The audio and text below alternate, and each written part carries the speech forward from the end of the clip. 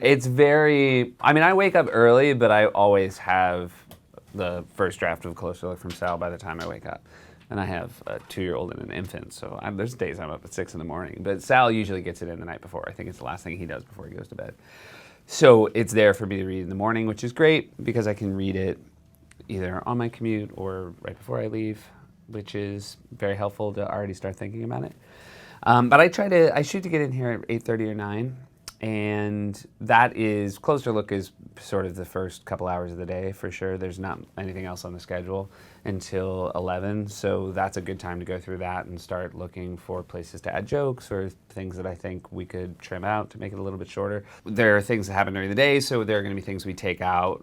It's amazing how much things become old news over the course of just the day, getting ready to do a show at 6:30, and are replaced by things that render what we planned on doing it about obsolete. So we're just trying to keep an eye on that. But then, at 11 we do a sketch meeting, and that's sort of every piece of comedy on our show that's written that's not the monologue and not Closer Look.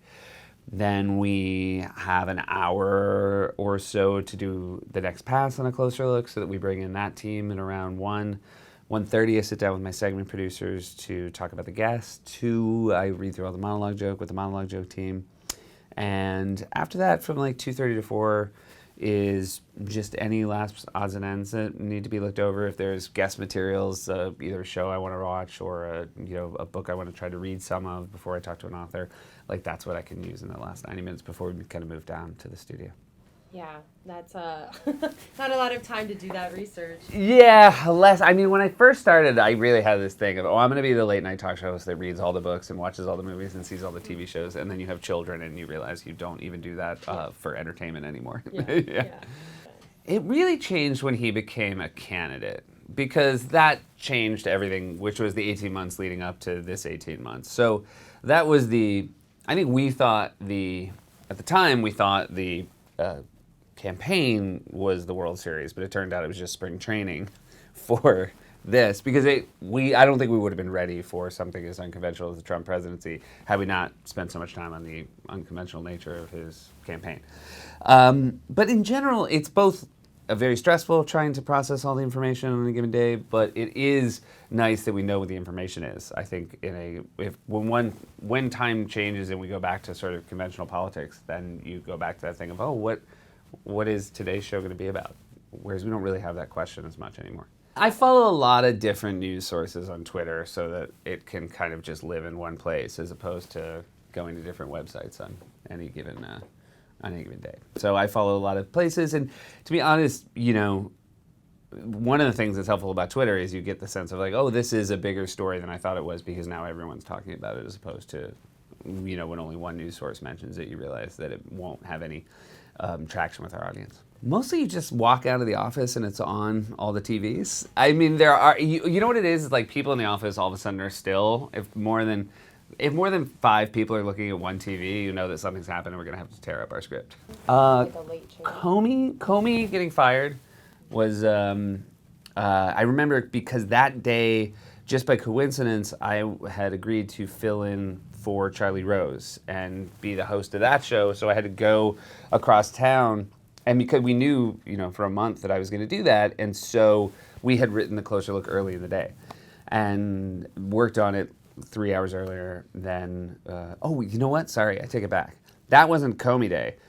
Comey Day was another day where that happened late in the day at 4. The Charlie Rose Day was Trump's last press conference, which was now, I think, over like 400 days ago.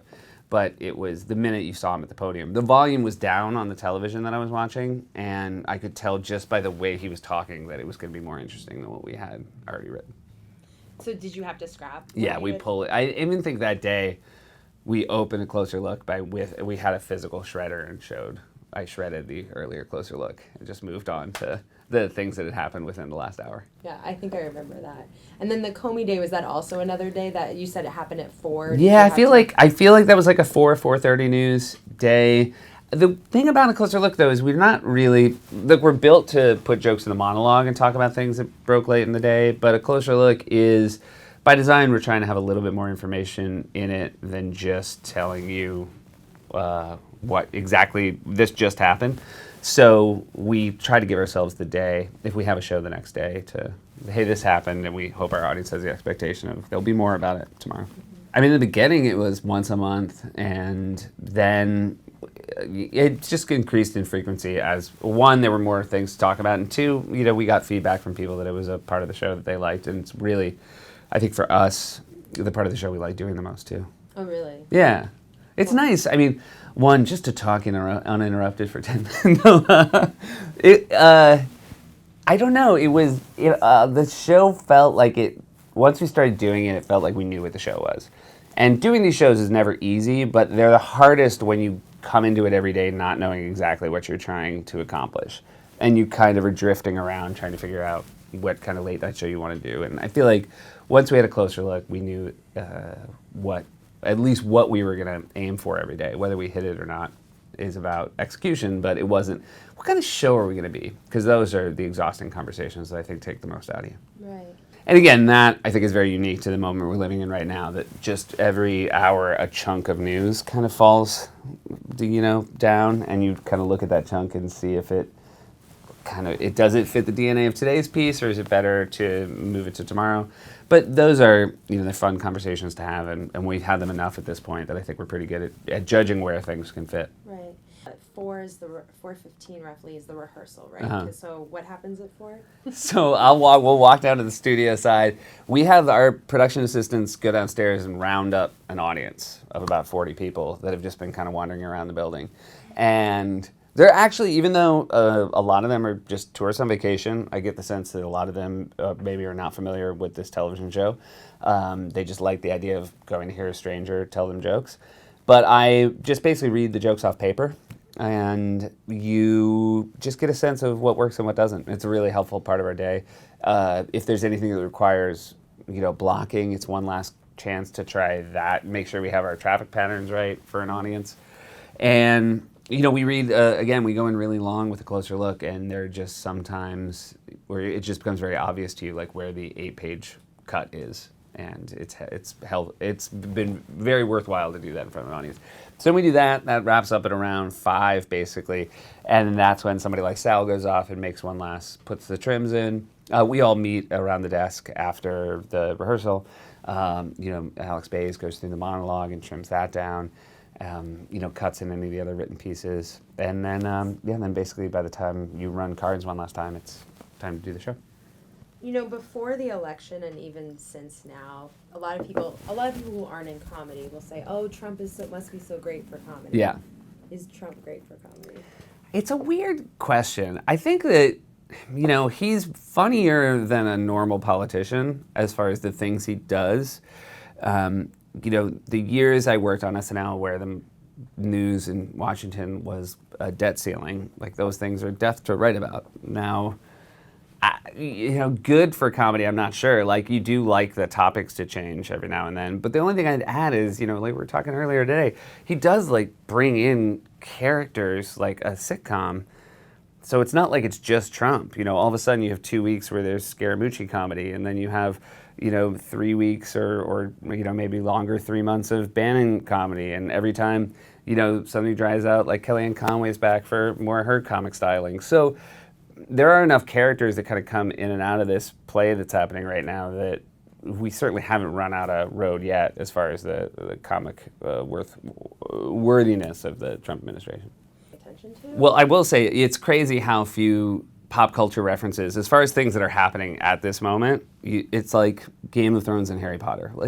From my judgment, those are the only things people watch, because people can choose whatever they want. And so there is some universality of the Trump administration right now that, at least for us and the people who watch our show, is a nice in point for what we're trying to do. As much as you do think to yourself on Sunday, I gotta go talk about Trump again on Monday, I wish I didn't, then he does stuff that's important and you want to talk about it because it's important. If he was doing the same kind of thing every day, it would maybe get exhausting. But it is, there's a reason the newspapers don't just say, check out yesterday.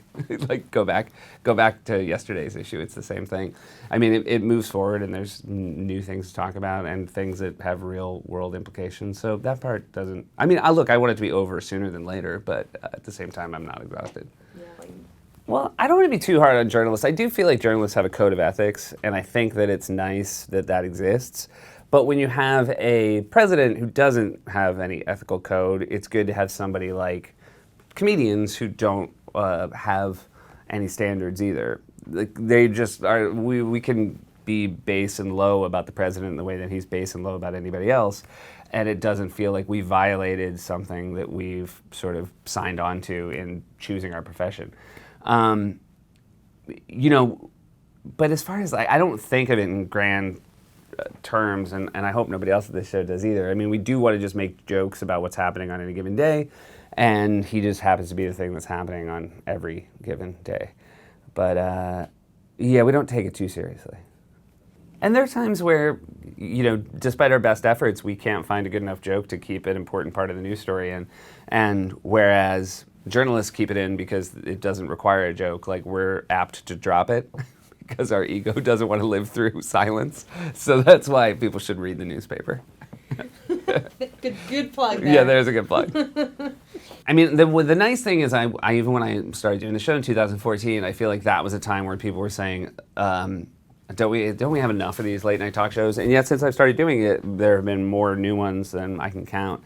So it's nice that it's at least at this moment right now, it seems like a fertile area for, you know, new opportunities for different kinds of people. And I'm certainly happy to be doing this at a time when that's happening. But I feel like all of us, any one of us who wants to succeed doing this, you just do the show that's best suited to your own skills and the ones that you know, fit your taste.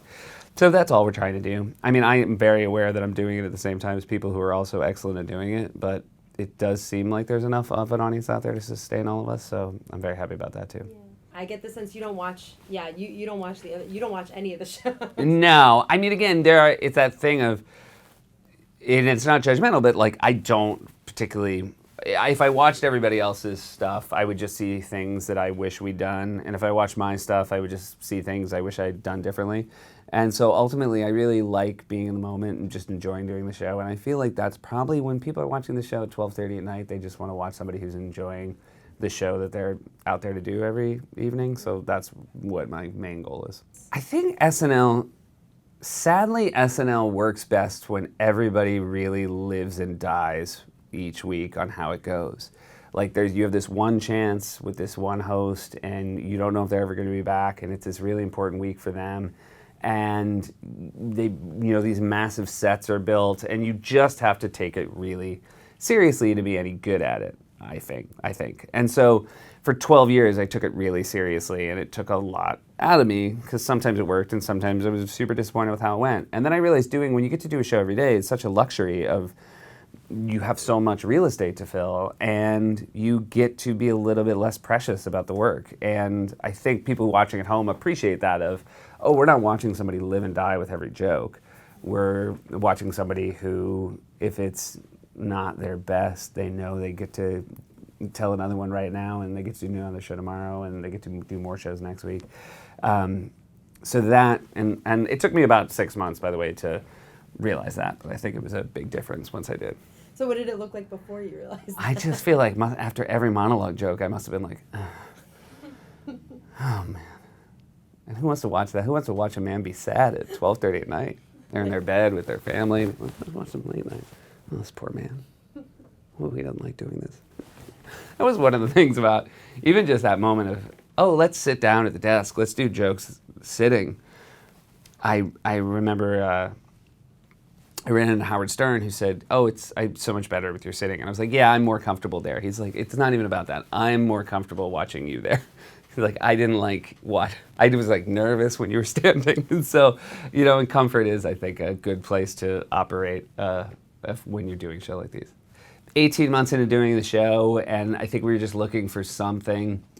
You know, there is this, we're very lucky because sometimes when you think we got to do something to shake up this show, sometimes those decisions of how to shake up shows are massive, and they require hiring new people and letting people go and changing a set and doing things that have, and so for us to, I think why we tried it so quickly was, this would be the smallest change. It would literally just be a camera would slide over and I would sit at a desk we already have. And so it was really nice, though, to be in a situation where such a small change for us had a massive impact. Yeah. And plus you get to sit. That's nice. I never knew what to do standing. People who stand and do it are really... It's funny, like, even when John Mulaney hosted SNL and he came out to do his monologue, like, he brought a microphone. Right. And when I do stand-up, I hold a microphone. Like, the guys that do it are so good at it because telling jokes without a microphone, I mean, I said it always looked like I was trying to land an invisible plane. I talk with my hands too much to begin with, so me doing a monologue is just nonsense. Yeah. I never watched comedy thinking, I'm going to use that, and I'm going to use that. But I did watch a ton of Monty Python, which was something my parents really liked and introduced us to at an age that was probably too young for kids to watch Monty Python. And then SNL was really important. And I do feel like by the time I got to SNL, I didn't realize I was doing it, but I think I learned like sketch structure and how to write it from watching sketches for years and years and years on that show. There weren't a ton of other places to watch people do sketch comedy. But yeah, and there was another cool thing. I just remember, because I grew up in New Hampshire, and so people would, every 4 years, all these people would come through our town who wanted to be president, and then that Saturday you'd watch SNL and people would be dressed up like them, and would be far more funny or interesting than they'd been when you'd seen them in person. So. Yeah, right. Well, the thing was, we were expecting a different outcome, and that outcome would have required a recalibration. Like, we spent a lot of time in the month running up to the election talking about what we're going to have to do differently, because we just assumed convention would take over when Hillary Clinton was president. And so it actually didn't require doing anything different, because I've been through that at SNL before. This is my first time through this, but it's always like the elections are when everybody tunes into SNL and watches, because every day there's news, because people have to go and sit in diners in Iowa and go, speak at a rally. And so there's so much coming up. And this still feels like, and I think that it's borne out in his behavior, like he'd much rather run for president than be president. So we're actually seeing like this continual campaigning that doesn't happen with other people. It was really fun in the lead up to the 2008 election because, people didn't really know Obama yet. And you had Biden, and you had John McCain, and you had Sarah Palin, and there were these four crazy characters. But once, Obama won, there was just a president again, and it just felt like other presidents. And so that was a hard time to write sketches at SNL. Like, we didn't have that here because it was the exact same thing. It was just new crazy things every day. It felt, again, I would have argued that 2008, it will never get crazier than this, which is also terrifies me because now I'm saying it and I'm realizing, oh no, there's always a way things can get crazier. But so the campaign felt very comparable, but the aftermath is totally different, because I feel like normal won last time and this time it didn't. So we're in this world. I've realized that's like one of the great benefits of having a writing staff here is certainly on the weekend, and because it all changes so quickly. There used to be a thing of pay attention to the news on Saturday because that'll be what you talk about on Monday. Saturday news is like holding on for dear life by Monday. By Monday night, Saturday news is like an old Us Weekly at a dentist's office. It does not feel like it has any worth anymore. So because of that, I've kind of realized, you know what? Just on Sunday night, spend a weekend with your family, be a human being, and then, pay attention. Start around Sunday night at 8 o'clock. You can maybe flip on the news and see what's happening or what still matters that happened this weekend.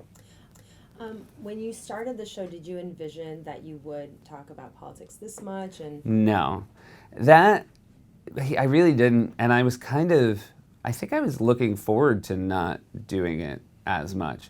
With that said, I also didn't enjoy not talking about it as much as I thought I would.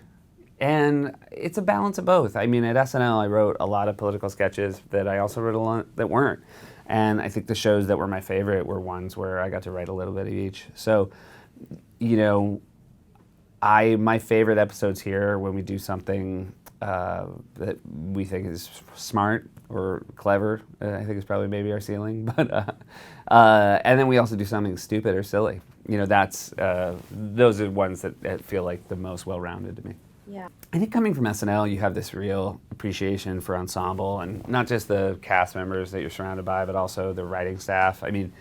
even non-performers on a writing staff at SNL are the funniest people you've ever met. And so when we put together a writing staff, we didn't, again, I had so little time between SNL and this show, and so there wasn't really this overarching idea of what we're going to do, but we wanted people that we thought could also perform. And so, in the beginning, those were people like Michelle Wolf and like Amber Ruffin and John Lutz and Connor O'Malley. And so, we just wanted to have those tools in our toolbox. And then over time, you spend days and days with these writers, you learn what they're good at, something happens in the news, you immediately realize, oh, this would be great if this writer came out and talked about that in a way that would be far more interesting than I did it. And so we've been really lucky with that. And also, like you saw today, there's a really fast turnaround. We don't, and they have an appreciation of, oh, if something happened today, if we want to talk about Kanye today, that'll be when it'll have the most value. So let's not overthink it. Let's just try to get something on paper that we can get in front of an audience and hopefully hone to something that will be fun for our show. And it's also nice when people are watching your show, and I think this is another difference with SNL. When something's on SNL, even if you wrote it on Friday, I think the audience watching at home is like, they've had a whole week to do this. Like when you just have 24 hours to do stuff, there is like people giving you the permission to try things that are slapdash is probably not the kindest word, but it's to some degree like, look, the paint's not fully dry on this yet, but we do want you guys to see it. Yeah, and they know, the audience Yeah. knows, it's like they're in on it too. And the more I think we can remind our audience, and that's what, our first act of our show, especially, like pretty much, there's very rarely anything in our first act that was written any earlier than 24 hours ago. And so I think that's nice for the audience to know that, hey, this is more, it's vital to watch this now because by tomorrow it will not have any urgency to it. Yeah, or just people like literally forget. Yeah, you can't believe what they forget. We try to mention people that were like big parts of this administration just a year ago, and it's already, you can tell the audience like, I don't know that man. You're like, no, that man worked here. Like they barely know. I mean, Ray, if you don't there are people who come to our show who I feel like pay attention to the world, and they're already like, wait, Rex, what was Rex Tillerson? He worked for him? Where? That's how it goes. Well, you get to remind them. Yes. Well, I will say this. One, it does feel like when we get to the guests, more often than not, I feel like it's the work is over. Like, there's the part of the show that you write, and you feel like it's very important to get right, and then talking to people who are entertaining feels like the easiest job in the world. I love doing it. And there are different kinds of guests. Like, some need more help, some you just get out of the way and let them do your thing. And I will also say, I realized early on, like when I had read every book or I had watched every TV show or every movie, they actually were worse interviews because then I was asking them about minutia of something no one in the audience had seen. When you see a movie first and you're like, there was this great scene, and then I felt like I was at a dinner party talking to somebody like out in front of everybody else at the dinner party that they were like, can we just please talk about something we all know? Yeah. So it's, but it's great, last night was, for me, a fascinating show to have somebody like Kathy Griffin who was talking about something, her year, her ordeal, and then Johnny Sun was such an interesting guy to have on TV, and then Matthew Rhys was Charm City. So, but I don't look back, there was no point during the day yesterday that I was like, oh no, what am I going to talk to Matthew Rhys about? This could go very badly. He's obviously an easy person to talk to, and that makes it easy for me. TV. I will say, if you had to put it in a sports analogy, I will say doesn't have to be a sports analogy. But I do like using sports analogies, so thank you. And you gave me permission, so now I don't. But I will say a real difference between SNL and this is a baseball season, whereas SNL is a football season. Where you have like one game a week and 16 games a year, whereas here, it is like 162 games. Like you kind of can't live with yesterday's show at all. You just have to move on to the next show. And it's going to be judged as a body of work as opposed to, I never, there's still episodes of SNL where people come up and they're like, oh my God, that Justin Timberlake episode. Whereas here, no one's like, oh my God, that February 8th, late night. We still watch it, still on our TiVo. Go back, watch it over and over again. So that is, I think that's the goal as well, because, you just try to bring up over the course of time, whether it be a week or a month or a year, you just want to bring up what counts as an average show. I think what an average show for us is now is so much better than what an average show was for us when we first started. And that's kind of the goal, is just to like gradually improve the quality, because more often than not, you're just going to have average shows, but there's a chance to make what counts as an average show here be a great show. And so that's, I think, what we try to do. Yeah, I mean, we talked to Trump when I was actually right before he announced, we were talking to him about coming on the show. And at the time, I just thought it would be really interesting to talk to him just because of the personal history that he and I have. But then once he became a candidate, it became clear to us, and we would not have said no. By the way, I want to make it clear, it wasn't like we said, I'm sorry, Mr. Trump, we've decided against having you. That never happened. He never offered. But I do think it would be, unlike Matthew Reese, like I would spend months like stressing about what you would talk to Donald Trump about in a way that would add value to the conversation. I really enjoyed having Ted Cruz on. I think that unlike a lot of politicians, and this is true of, and maybe it's that I'm not doing a great job asking questions, but they tend to answer the questions they wish you'd asked, particularly when they're running for something. I feel like they have very sort of room-tested answers to things, and it's a lot of them don't want to take advantage of the fact that this is late-night TV, or when they do take advantage of late-night TV, they think it's with pre-planned jokes that people are going to lose their minds over, and you can hear them sort of thud onto the ground. So what was nice about Ted Cruz, what was interesting about Kellyanne Conway, is they're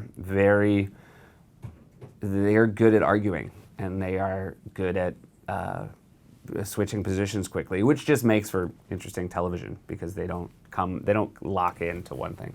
I am not just saying this, I do really like that I go up to the audience and ask them questions.